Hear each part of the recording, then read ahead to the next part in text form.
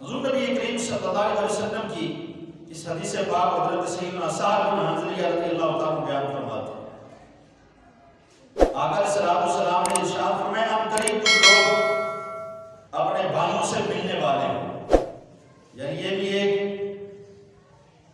طریقہ کار ہے زندگی گزارنے کا،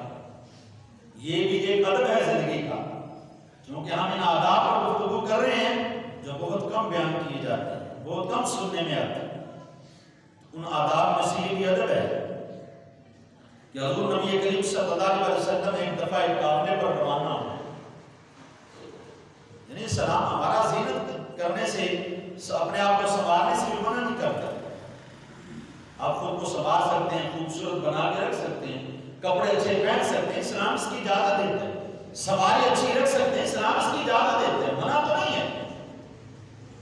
فضول خرچی سے اسلام نے منع کی، لیکن جو تمہاری ضرورت ہے تم پوری کر سکتے، تمہارے پاس پیسہ ہے، وہ گیا ہے، تو اللہ کا شکر یہ بھی ہے کہ اس کو اپنے ذات پر خرچ کرو، اپنے اہل خانہ پر خرچ کرو۔ حضور نبی کریم صلی اللہ علیہ وسلم نے کیا فرمایا؟ حضرت سیدنا سعد فرماتے ہیں کہ آقا علیہ السلام نے فرمایا اب قریب تم لوگ اپنے بھائیوں سے ملنے والے ہو،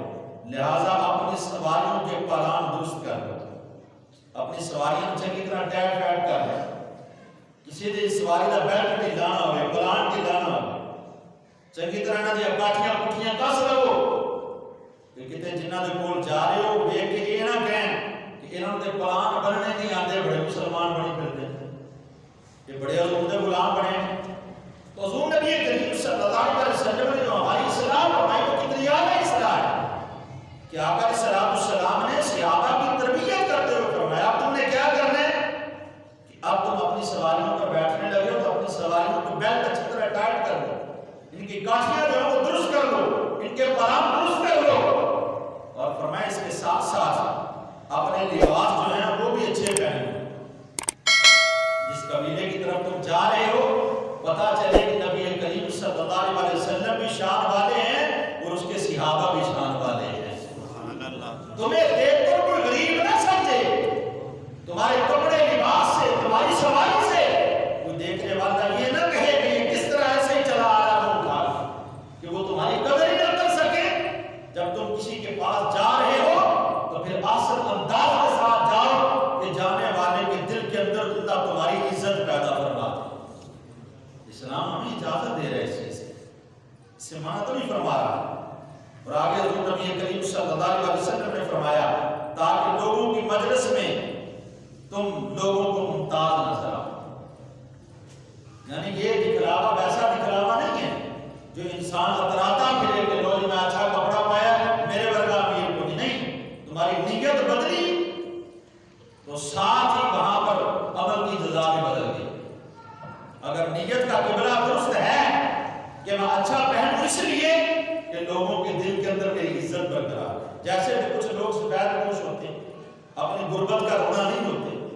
کسی کے سامنے ہر وقت یہ نہیں کوستے کہ بس میں تو رہ گیا میرے پلے کاٹ کے گیا، ہوتا ہے کہ نہیں ہوتا ہے؟ ایسے لوگ بھی موجود ہوتے ہیں معاشرے میں جو اپنی غربت کا رونا نہیں ہوتے لیکن اندر وہ کتنے پریشان ہوتے ہیں وہ کسی کو بیان نہیں کر پاتے، وہ کرتے نہیں ہیں، کس لیے؟ تاکہ ان کی جو عزت ہے ان کا جو مقام ہے وہ برقرار ہے۔ تو حضور نبی کریم صلی اللہ علیہ وسلم نے آگے ارشاد فرمایا میرے پیارے صحابہ ظاہری وضاحت جو ہے وہ اچھی ہو اور عمدہ ہو، صفائی ستھرائی اور نکھار کا اہتمام کرو تاکہ اسلام کی تعلیمات لوگوں پر عام ہو جائے، تاکہ لوگوں کو پتہ چلے کہ اسلام گندے رہنے کا حکم نہیں دیتا، اسلام کو زیب و زینت سے نہیں روکتا، لیکن ایک حد کے اندر رہتا ہے، احسن انداز کے اندر کرے، اترانے کے لیے نہیں، تکبر پیدا کرنے کے لیے نہیں، غرور پیدا کرنے کے لیے نہیں، بلکہ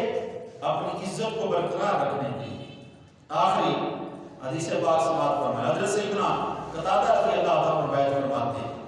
حضور نبی کریم صلی اللہ علیہ وسلم نے ارشاد فرمایا جب تم کسی کے گھر میں داخل ہو تو اس گھر والوں کو سلام کرو، کہیں جانے پوچھے جانے آنے کو آجو السلام پر کیا اچھا ہے،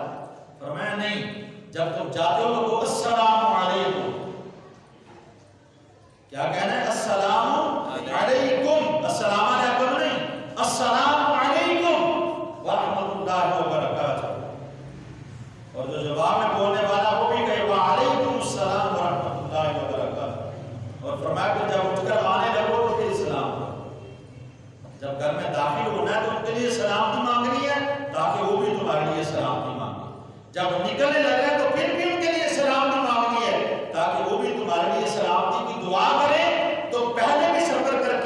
بھی سفر پر واپس جانے لگے ہو اللہ گھر والوں کو بھی خیر فرمائے اور تم مسافروں کو بھی خیر فرما دے گا،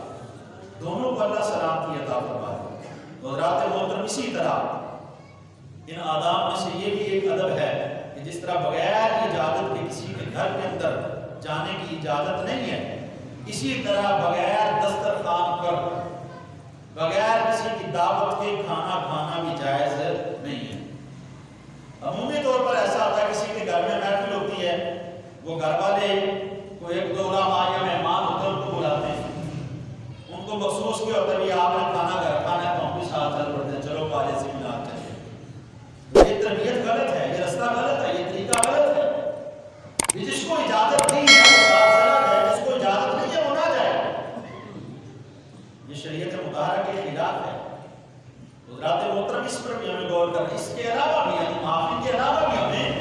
اپنی تربیت کی ضرورت ہے کہ ہم جب کسی کے گھر میں جائیں ایک بندے کو بلایا فقط وہی اس کے گھر کھانا کھانے کے لیے جائے، یہ نہیں کہ مجھے بلایا تو میں کہا شیدیا تمہیں چل فلانا تمہیں چل آپ ہی سارے اکٹھے کر کے جائے، نہیں یار ممکن ہے اس نے ایک بندے کا انتظام کیا ہو اور تم ساتھ میں دو اور لے کر جا رہے ہو، گھر والے کے لیے پریشانی کا باعث بن سکتا ہے۔ جب اگر امام صاحب کو بلایا تو امام صاحب کو بھی اجازت نہیں ہے، ہاں اگر امام صاحب کو گھر والے کہہ دیتے ہیں حضرت صاحب باقی میں نمازیں منال لے کے آئے ہوئے تو اس نے عام ہے کہ جتنے بھی ساتھ آ جائیں گھر چلو انہوں نے انتظام کیا ہوگا، لیکن اگر امام صاحب کو دعوت دی ہے یا استاد کو دعوت دی ہے پیر کو دعوت دی ہے تو اکیلے دعوت دی ہے تو اکیلے جاؤ، ایک ساتھی کی اجازت دی ہے تو ایک ساتھی جائے، یہ نہیں کون پیر ہے تو سارا ٹبر نال لے کے ٹوپے، استاد ہے تو سارے جڑنا شاگرداں نال لے کے ٹوپے، امام ہے تو سارے مقتدیاں نال لے کے ٹوپے، نہیں، ہمارا اسلام اس چیز کی اجازت نہیں۔ ہمارا اسلام نے بڑی ہی ایک معتدل زندگی گزارنے کا حکم دیا کہ جس کے ساتھ آپ کی عزت میں بھی فرق نہ ہے، جس نے آپ کو احترام کے ساتھ دعوت پر بلایا تھا، جب آپ کچھ ساتھی زیادہ بڑھا کر ساتھ لے کر جائیں گے کیا اس کے دل میں تمہاری عزت رہے گی؟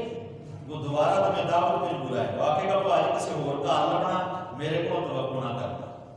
ٹھیک ہے؟ تو لہٰذا ان آداب کو اپنی زندگی میں اپنانے کی کوشش کرنا ہے۔ یہ چھوٹی چھوٹی باتیں ہیں جو بڑے بڑے جو ہے وہ کارنامے سے انجام دیتی تھی، تو دعا ہے اللہ رب العزت کی بارگاہ میں خالق کائنات میں عمل خیر کی توفیق عطا فرمائے۔ وآخر دعوانا الحمدللہ رب العالمین۔